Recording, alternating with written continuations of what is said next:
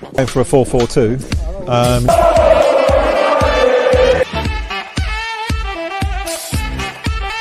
He didn't know what was going on in the room.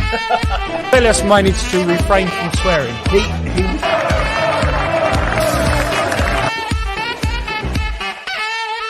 He said, if you've got a problem with me, let's sort it out in the gym. He's actually defending the Look, the thing is... Come on! Go on! Where has that come from? Yeah. They brought through the door. You know, you look at the... What a performance, the guys... That we ruled off quite a stupid thing, but Live from Sale Space at the Supporters Club. Right! But he was getting a bit tired, I thought. Come on! There we go! Come on! Come on! Yeah! That ticker tape along the bottom really says it all, to be honest. It's all about me. It's all about me. I'm Mike Dean, and it's all about me. I'm Anton, joined by Stell, West Ham Irons United Highlights and Words review show. Stell, after coming off of an amazing victory against Aston Villa, that was tough. That was a tough one today. It was a tough one because it was a poor game, poor tactics, poor everything. I think we were lucky that Fulham just didn't have their scoring boots on. Otherwise, it could have been a lot worse. Some will say we'll brush ourselves down and we'll take that and take a point and walk away. But then the icing on the cake, well, the icing on a very bad cake, is the sending off. I think that it just made the evening feel even more sour than it was.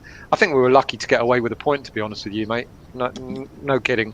I really do, and I'll try to be positive, but I genuinely think we were lucky today. I think you know, I done the preview last night with Luke, and on the lead up to this game, again, you can't remotely. You have to bring the Aston Villa game into the equation because you come off such a high with the Lingard performance, how it raised the bar for other teams in and around other players in and around the West Ham squad, and then very quickly. And listen, all joking aside, we know the way that West Ham set up for today, and we just didn't press from the off. And I think it was really telling that we weren't pressing from the off because you saw Lingard sitting further back, Benrahma sitting further back, etc. So, we kind of invited Fulham onto us. We know they're fighting for their life, but there is an element of you turning around going, why don't we turn up and do what we did against Villa against Fulham today? What was it still? What made you think that Moyes didn't? Because I think Fulham made us play this way, but I think every time, I kept alluding to it felt like the Liverpool game, and I know you say, I know it wasn't the same as Liverpool, but it felt like it in the first sort of 10-15 minutes, because as soon as the ball came anywhere near our penalty box, we hoofed it away, and it looked like we weren't composed at all, and we stopped doing that. It took about 20-25 minutes to stop hoofing it away, but then we couldn't string two passes together. The minute we stopped hoofing it away, we try to get into our rhythm, and we couldn't get into our rhythm at all today. And a lot of that has got to do with the way Fulham played.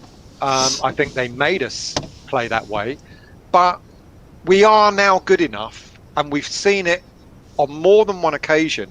We are now good enough to ride that sort of storm and start dictating the way that we want to play. I've got a feeling today, and I don't, Moyes has done an awful lot of good over the past, this season, and I don't want to put a downer on it, but I think Moyes just reverted a little bit to type again today. Do you think that's my feeling? We'll come on and listen. This is not going to be a long review tonight. We will dissect the game a little bit, but this is us just doing a general overview. Do you think that if Souček hadn't received the red card, we'll talk about the red card in a minute, and potentially Antonio hadn't got injured, it would have been one of those disappointing days, because we know West Ham can turn up and get 3 points from this, but it's grinded out a result. Someone made a point in the comments earlier by saying if we'd have played Fulham with that performance last year, we would have been beaten 2-0. Yeah, we would have been beaten, but that doesn't mean that putting in a poor performance and accepting it is okay, because no one can deny that we look at we look at some of the games we played. When we played Fulham earlier in the season, we all said we were lucky to get the win, and we were. And today, we saw the team being put out, and we said, well, you know what? Today we've got a better team out against them, and we should be doing something. But yeah, had this been last season, absolutely, we probably wouldn't have come away with anything. But that's not to accept the way we played. It still is unacceptable in the way we played. I think Moyes has got, he does this on occasion. He does this with tactics, certain things that he does, and you sit back and you go, why have we played the way we played? And I thought we got into half time, and I thought, okay, well, he's going to change it. And fair play to him, he changed the personnel, but he didn't change the way we played. Well, no, tell a lie. He packed the midfield out by putting Noble on, but it kind of nullified Fulham for maybe the first 10-15 minutes of the second half, and then it went back to type again, and they were playing their own game. We weren't chasing shadows, but we just, if this was Moyes' tactic to sort of hit them on the break, it didn't work. Well, I'll tell you what, though, still, let's go all the way back to the beginning very quickly, dissect the game a little bit. One change, Fredericks dropped to the bench and Bowen started. I was positive at the start about that change. What was your thoughts? As I said to you, and I know you laughed about it, I thought we would have had more changes today with one eye on the Man United game. I genuinely thought that we might have seen maybe Fredericks start. I thought that we might have seen Lanzini start. I thought we might have seen maybe Fornals come in. So I was actually surprised there was only one change, to be really, really honest. But then you look at that lineup and you go, well, that's the lineup that's been winning games for us. Okay, Lingard had come in, and after what we saw of Lingard against Aston Villa, we thought, well, you know what? We've actually got an improved team going out there. Yeah. Yeah. But it was surprising, but they did their homework. They nullified Benrahma and Lingard. Lingard and Benrahma hardly passed to each other throughout the whole game. I was just going to say, though, very quickly in the first half, you could see straight away that we weren't going to press Fulham from the off. We were sitting back a little bit. We weren't sitting defensively. We were just sitting back, inviting Fulham to attack a bit more than what we normally expected. And like you said, still we couldn't pin a pass together. The defenders were clearing from the off, hoofing the ball up top. We never, for 1 second, really in the first half, looked calm. Maybe for a 2-minute spell, at about the 12th minute, we looked calm, collected, but we didn't have that. It was just rhythm. A little bit, no rhythm, bit worried. No and rhythm. I think the fact that we didn't press from the off didn't suit the likes of Benrahma and Lingard, who played off of that at the Aston Villa game, and straight away it brought that negative effect around the side. Exactly. That's what fed Benrahma and Lingard in the last game. Yeah. Because we were pressing, the ball was getting to them quicker, which meant that Benrahma and Lingard could play the game that we wanted them to play. But because we weren't pressing, we kept sitting back, mate. Every time we had the ball, there were 2, 3, 4 Fulham players on our player, forcing us to pass it, forcing us to hoof it away, forcing us to kick it out of touch and that sort of stuff. When they got the ball, it's as if we were playing against Barcelona. We just sat back, and there was no pressing at all. And I thought by half time, maybe Moyes would have said to them, get in their faces a bit more. And it didn't happen. And it was a bit weird, and by us not pressing meant that they could play their game. And like I said, thank goodness they didn't have their scoring boots on, because it could have been a lot worse. Do you think a result like tonight, right, and again we'll go into it a little bit more, but do you think like a result like tonight, it becomes more acceptable? And I'll bring you back to a couple of scenarios. We play Chelsea, we play Villa, we draw, not Villa, I've got the results here, give me 2 seconds, I'm trying to get them up in front of me and give you my example. We play Crystal Palace, we draw 1 each at home. We play Chelsea, we get beat 3-0 the game after. We beat Brighton, we draw 2 each. We could have had the game, we could have taken the game to them. Yep. We could have turned over Crystal Palace at home. We play Southampton, we could have turned up and beat them, but we grinded out a point. We've turned up to Everton, we've beat Everton away. We've beat Burnley at home. We've beat West Brom at home, not convincingly, but we've done it. Yeah. We've convincingly turned up against Crystal Palace, you could say. Beat them 3-2. Not turned up against Liverpool. Got smashed. No ifs or buts about it. Best game probably of the season, questionably against Villa. Turned up. Today, we dropped back again. What I'm trying to say is, do you think we could quickly forget this performance? We've grinded out a point if we go ahead and win the next 2 Premier League games. Well, mate, 7 points out of 3 games. I'm trying to put a positive spin on it somehow. I know you are, Yeah. but we kind of said that after the Liverpool game. We said after the Liverpool game, let's put that behind us and go out and put in a performance. And we were worried about the Villa game. We thought we might get a bit more of the same because of their attacking, the players that they got in attack. And we went out there and we showed what we're really capable of as a team. We were on fire. We were absolutely on fire. And I thought that's what was going to blow the cobwebs away against after the Liverpool game. So everyone came into today's game full of confidence, thinking, you know what, we have now forgotten the Liverpool game, and yet we put in a performance like we did today. Yeah. But we keep doing this. We're sort of like, if this was a chart, it's going up and then it's a Brighton. It's going up and then it's a Liverpool. It's going up and then it's a Chelsea. It's going up and now it's all right, we didn't lose, so we can't moan too much. But it just feels like, we have 2, 3, 4 good games, and then we, for whatever reason, we kind of let ourselves down. Now, it could be we've got a small squad. It could be player fatigue. People were saying there were 1 or 2 players out there today that looked knackered. Lingard, it's interesting because I questioned. Lingard hasn't played football all season. He's gone and played on Wednesday, and then and we knew he was going to play today because he's cup tied, so we knew he'd play today. And I actually asked the question: do you think what do you think is going to happen if he doesn't put in the same performance as he did against Villa? And I'm not on Twitter, and thank God I'm not. But I hope he doesn't get slated, But I can envisage a number of players getting slated today, and I can envisage Moyes getting slated for the tactics. Yeah, and I think listen, I think we had a couple of people on the Matchday Live saying definitely don't go on to Twitter, but we certainly don't. But listen, the first half we didn't really have any chances. There was no clear-cut chances. At first I thought that we were going to nullify any threat in terms of what Fulham were bringing forward. We were enforcing them to make errors. I know you said they had a couple of chances, but they didn't really test Fabianski. And at that point still I thought, get to half-time, 0-0, we've knackered them out, we'll go into the second half, and Moyes will give them a dressing down and say, right, listen, bring the tempo back up. But unfortunately, we started the second half as we finished the first half. And this is a good point. Hans Wasler saying they played like Liverpool by stopping us from playing out the back, and that was the big difference. Yeah. And the reason why I'm alluding to the Liverpool game is not because they played like Liverpool, as in their attacking skills, but what they did was they stopped us from playing, and that's what Liverpool did. So Hans Wasler is absolutely right. That's they got it right, and they went into the second half in exactly the same way as they went into the first half. They were really unlucky for them today. They had a lot of chances. What was it 19 chances or something like that? I mean, listen. I'll show you the stats just now. They had 60% possession to West Ham's 39%. Against Fulham, mate.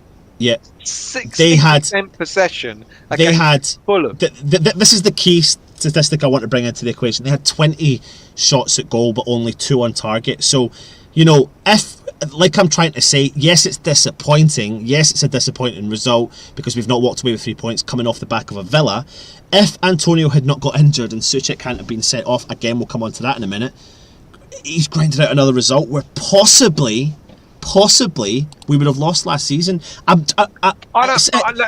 get people. No, I know, but we can't though. Still, we can't though. The reason why is 4 or 5 times this season we've saw Moyes from last season. We have. We've seen the Moyes of last season. Yeah, in that respect, and no one can really understand it. No one can put their finger on it and explain why. I do not get. He did it against Brighton. A team that someone said here, too many minds thought it was going to be easy. No, Raymond, I don't think we thought it was going to be easy today, but I think we could have easily have taken the game to Fulham today, and we didn't. And we've got to give Fulham credit where credit is due. They did try to nullify us, but then that's when a good manager comes in to the fray and says, right, this ain't working. Second half, this is what we're going to do. Now, to Moyes' credit, he brought on 2 subs, but I can understand why he brought Noble on in order to pack the midfield, but it wasn't going to give us that momentum, was it? Took No. Ben Rama off. A lot of people are disappointed with Ben Rama coming off. He could have taken anyone off. Bowen, Ben Rama, Lingard, Antonio, wouldn't have mattered because none of them were really doing it. But then you've got to win the ball. We weren't winning the ball today in the middle of the park. We were, even when Noble came on, we still weren't winning the 50-50s. It got slightly better, but not that much better. And so I don't think we thought it was going to be easy, but we kind of played a way that allowed Fulham to play their game. Like I said, all those chances on the stats that you put up, as I said, thank goodness they didn't have their scoring boots on, because 20-odd chances, other teams with 20 chances could have put 4 past us today. Yeah. Quite easily. Couple of major talking points, really. We'll start with not the biggest one of the game, is the fact that Antonio seemed to pull up with a little niggle, and that's my mate, by the way, and he's on the wind up. I can totally tell he's on the wind up. Okay. So Antonio's pulled up with a little niggle in his hamstring. Does that massively concern us still? So sorry, I missed the question, mate. Say that again. Antonio pulling up. Listen, mate, it doesn't surprise me. Does it concern me? Yeah, but it doesn't surprise me. It was only a matter of time, and he's, let's hope it's not a problem, or let's hope it's not a long problem, because this will be the 3rd time this season that he would have pulled up with his hammy, and Good comment from Orton Pictures here is high pressing all season with a small squad might result in injuries, so Moyes picks games to press and attack. Could be. But this was one of the games to press and attack. We've got the players on the on the pitch or on the bench. I said to you earlier today, I actually really thought like Lanzini would play. I thought Fredericks might have kept his place. I thought there'll be a few changes with one eye on the cup. And ironically, if we, maybe if Fredericks had played with Lanzini on, etc., maybe it would have been a different game. But Alf's son, Josh. Yes, he's not 100% injured. He's brought him off his precaution, but he's held his back leg. Yeah. Listen, let's get on to the most controversial point of the game. 93rd and a half minute, I think it was. West Ham get a free kick, a dangerous free kick, to be honest, a chance for West Ham to potentially go and steal the game, steal the 3 points, and that man Mike Dean steps up, mate, and sends off Thomas Souček for what he says is an intentional elbow. Still, I don't know if you have had a look online anywhere, Twitter, Facebook, on any Sky Sports app, One Football app. Mate, I'm going to give you the best one yet. Are you ready for this one? Go on.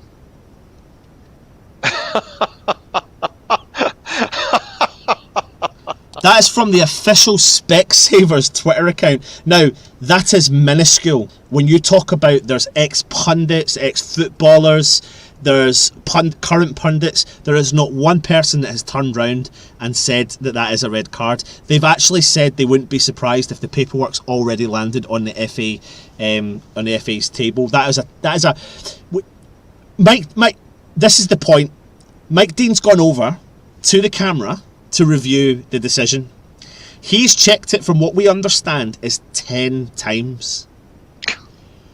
At that point, though, still, that's not a red card.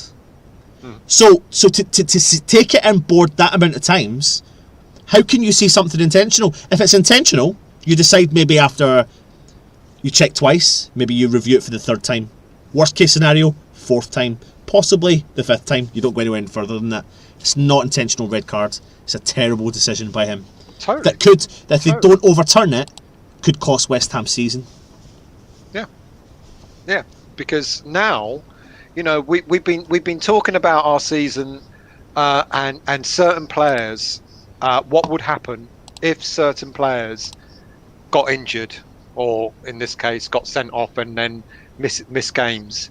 And Souček going off means that he will miss the United game, the FA Cup game. So massive loss, because love him or not, Noble is not Souček, and he will not be able to replace Souček in that lineup. Sheffield United, we might just get away with it. And then it's Spurs. They will be loving it if that decision doesn't get overturned. Yeah. Because they would have highlighted Souček as one of the players that they would fear. And I'm happy to give Mike Dean an intentional elbow just for educational purposes. He's looked at that decision, mate, and he has made his mind up that that's intentional. How bad a referee must he be to have to look at it for so many times and still come to the decision that he's made? You know, it is. People say it. You know, we sing it to him when he's at a game, and we mean it. It really is. It really is all about him.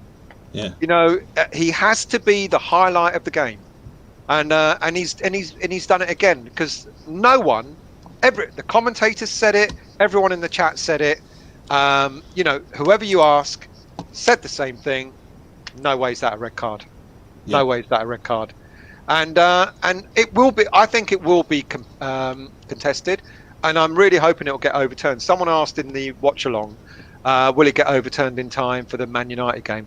I actually don't know. I don't know when they'll sit down and look at this. I think with games coming thick and fast, they might look at it.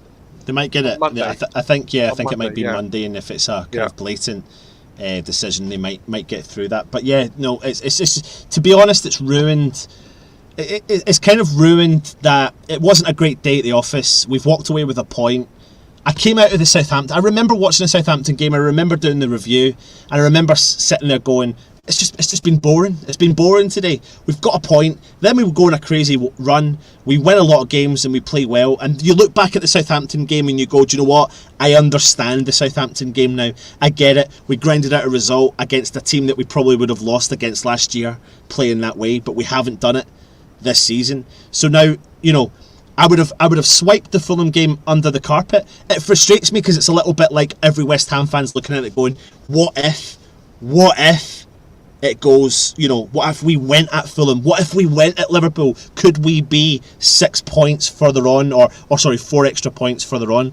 Craig, who's my mate, makes a good point. Won't overturn it as it completely undermines Mike Dean, and it's a valid point because it's true. They do it all season, mate. Point, Craig, but I'm sorry, there's no one who has got any sense of the game can dispute that was a bad decision. Yeah. And Mike Dean or not, what they won't do is other referees who make such bad decisions will then end up managing a championship game the following week. What they'll do with Mike Dean is they won't penalise him, but I will be really, really, really shocked if that decision is not overturned. I'll be really, really surprised. I think it will be. I think it will be overturned. But mate, 3 crucial games coming up. Coming up to the FA Cup. I genuinely sniffed a chance against Man United, despite playing away from home, etc. But without Souček there, our chances are now kind of diminished in a way, really, aren't they? I don't know. I think what it does is if they don't rescind it, it's going to really be a massive test. Probably, I mean, to lose Souček and potentially lose Antonio could be quite disastrous for us. I mean, it's fortunate enough. Could be a blessing in disguise. Antonio could be a blessing in disguise. Because what that will mean is Moyes will play Yarmolenko up front, but we know Yarmolenko doesn't normally play 90 minutes, and then he will have to bring Odubeko on. He will have to, at some point in that game, bring Odubeko on and give him maybe 20 minutes. Or he'll sign a free striker. Or we sign a free striker. And still not, yeah. But the thing is, you know. Yeah. Go on. Yeah, no, it's just, I don't know, mate, it's just so disappointing to think that when you look at a decision like that, it's got to be full-blown intent, and after 10 times watching it over, this is the difference of when you... this is what I don't understand. when it's blatant, it's blatant. When it's not so blatant, and you've got to review it that amount of times, there's got to be an element of benefit of the doubt. There's got to be. And even if, like, you are not a referee trained to the level apparently that they're trained at, you should still understand that there's a benefit that you've got to watch it that amount of times. If he's going to send a player off for a intentional elbow, it has to be blatant, even within reason. And it wasn't. It wasn't blatant. And it wasn't. I mean, Foe said, I think he deserved the red card. No, I think he's talking about. I think he deserved the red card. Mike Dean, definite 3-match. I don't know if he's. Mike Dean. Mike Dean. I'm yeah. hoping that's what he meant. Yeah. Yeah. Mate, it wasn't intentional. He wasn't even looking. And what Luke said, what Souček was trying to do, he was trying to move his arm up, or maybe go to wave. You know, do you know what? Like, if you actually look at it again, though, still, Mitrovic's hand is on Souček's body. Right. Like, it's on like that. So he's like trying to get away from him. He's trying to get away from him. His face is not even looking at him. He doesn't even know that his head's in that, because Mitrovic is quite low.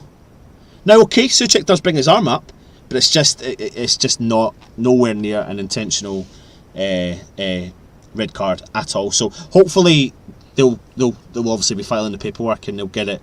I hope that. I mean, we've not seen the post-match interview, but I hope one of the first things that Moyes says is we're appealing. I really do. Yeah. I hope he doesn't turn around and go, it is what it is, and we'll just let it go. No, he won't. He absolutely won't, mate. He won't. Yeah. He won't, especially after seeing the backlash between what I'm hearing from messages coming through to me from pundits, etc. So if you're in doubt, don't give the bloody red. And he was in doubt. He watched it so many times, and of course he was, because we've just said it. So yeah, it's embarrassing. But anyway, still, we've walked away with a point. It's not ideal, but we've got a point away at Fulham. And do you know what? Still, it's true, mate. As much as people don't like to hear it, you know, and I know I'm repeating myself again, but we probably would have lost that game against Fulham last time. I don't care about last season. I know, mate. Seriously, but I know that. But it's because true. Since Project Restart, since we've been back playing football, we've played. You know, we've played more decent games than we had bad. But every now and again, we get this blip. Yeah. Every now and again, we get this. We look at the team and go, well, hang on a minute, they're the same players out there, but why are our tactics so bad that it makes the other team look so great? You know, and that's the bit I don't understand, because since Project Restart, we've been, on the whole, we've been fantastic, but we have the blips. And I almost understand it when Moyes plays against the Man Uniteds and the Liverpools and the Chelseas and plays them far too much respect, which I think is wrong. But I almost understand that.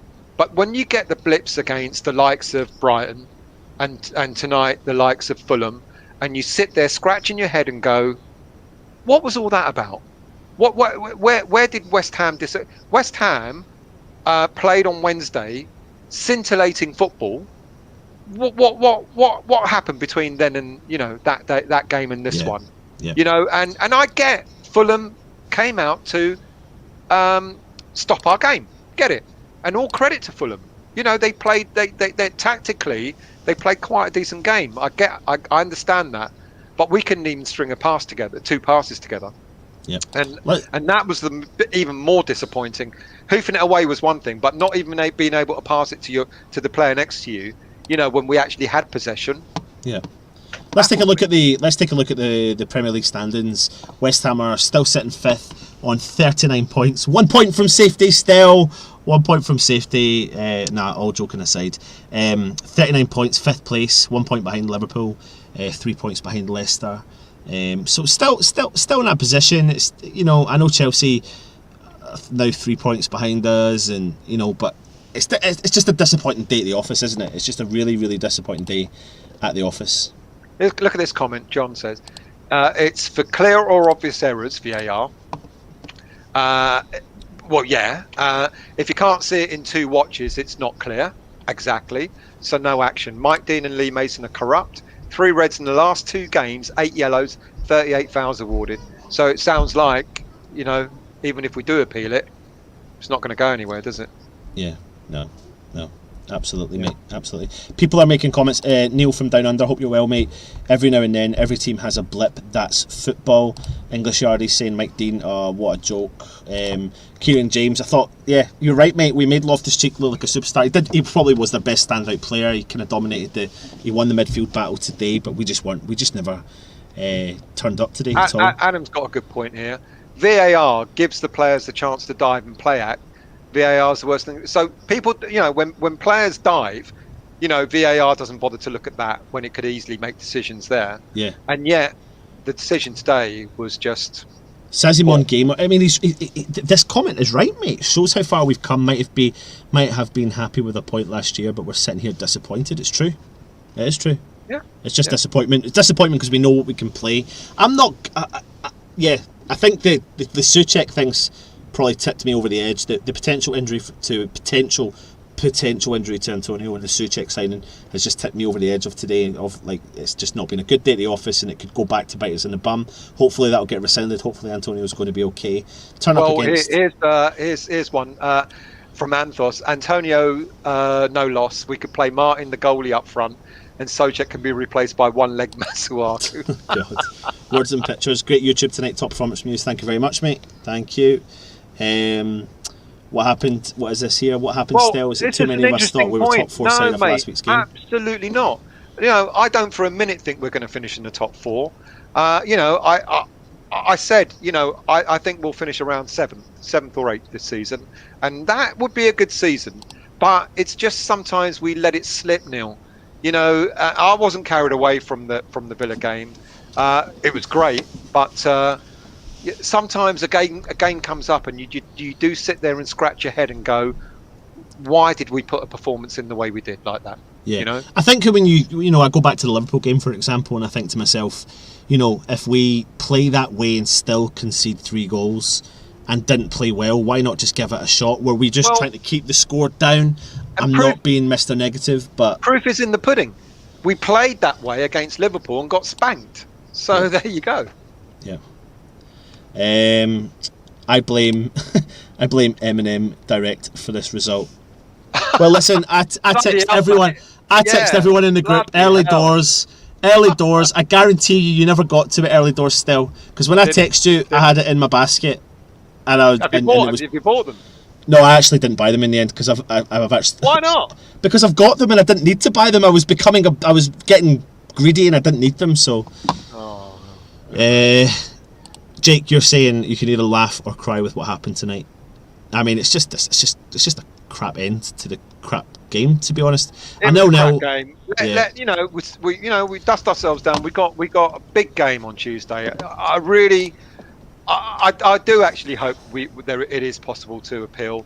I do hope the sending off gets overturned. If it doesn't, it kind of makes me nervous about the cup game on Tuesday. I don't know what Moyes is going to decide to do. He's got options, and I know you laughed at me, but why not play a defender in midfield? Declan's done it and done it well. He might decide to do something like that, against Man United. Well, who's he going to play? If he plays Noble, we'll get spanked. I'm sorry to say it, but if he plays Noble alongside Declan on Tuesday night against Man United, we're going to get spanked. Well, let's save that. Let's save that for the preview, which will be on Monday night. Of course, join Stel tomorrow for his West Ham. You're doing a West Ham Weekly tomorrow, Stel? I am. I've been really, I've been busy this week, so I don't know what I'm going to say on it. You'll be fine, mate. You'll be fine. Yeah. Join Stel tomorrow night for his West Ham Weekly. We'll be back on Monday night for the preview, and then the Match Day Live on Tuesday. That's been our Highlights and Words video. It's a review video. It's not been a great day at the office. It's been rubbish. But we've got a point. A point's a point. We're still 5th in the league. 11 wins, 6 draws, 6 losses. Goal differences at 6. Anyway, keep subscribing to the channel, hit the thumbs up, and leave a comment. And he's been Stel. I've been Anton. This is West Ham United. Come on, you Irons.